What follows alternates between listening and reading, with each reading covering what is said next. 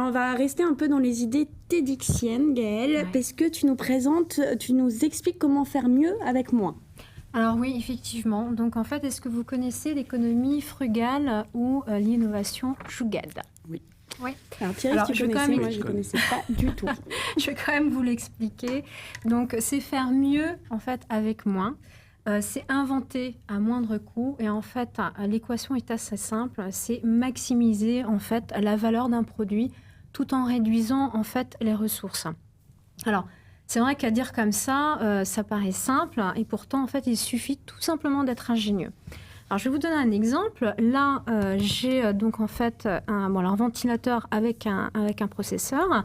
Donc on sait bien qu'en fait le processeur a une première utilité qui est de générer des calculs. Mais surtout, ce qu'il génère, c'est de la chaleur.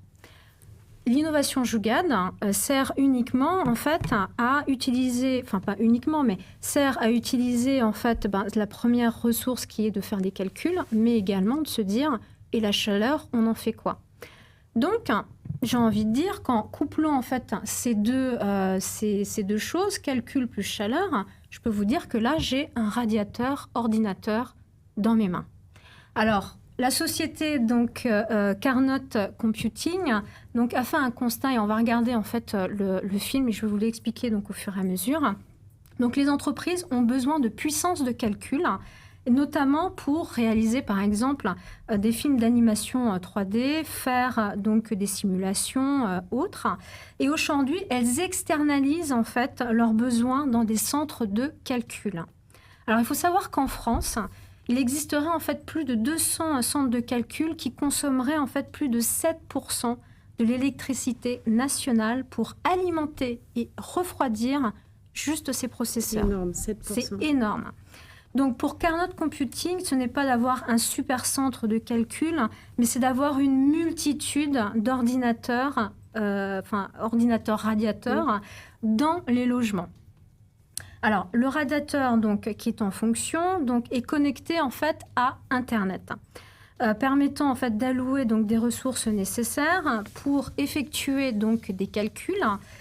Et pendant ce temps, vous chauffez en fait gratuitement votre logement. Alors, c'est une consommation que j'ai envie de dire, donc collaborative, donc sous forme de troc. On utilise en fait un radiateur et en contrepartie, pour faire donc des calculs, et en contrepartie, on se chauffe gratuitement. Donc là, on voit bien donc le radiateur, les 5 processeurs, la liaison donc Internet, et voilà, on a un chauffage calculateur. Alors, cette entreprise s'appuie donc d'un modèle de l'usage et non pas de la propriété, c'est-à-dire que vous n'achetez pas votre radiateur, d'accord? Il est mis donc à l'usage, ok? Donc limitant ainsi en fait le gaspillage, la consommation. Donc finalement le produit à lui-même, de par sa vocation et de ce qu'il est, donc il a déjà par nature sa seconde vie. Voilà.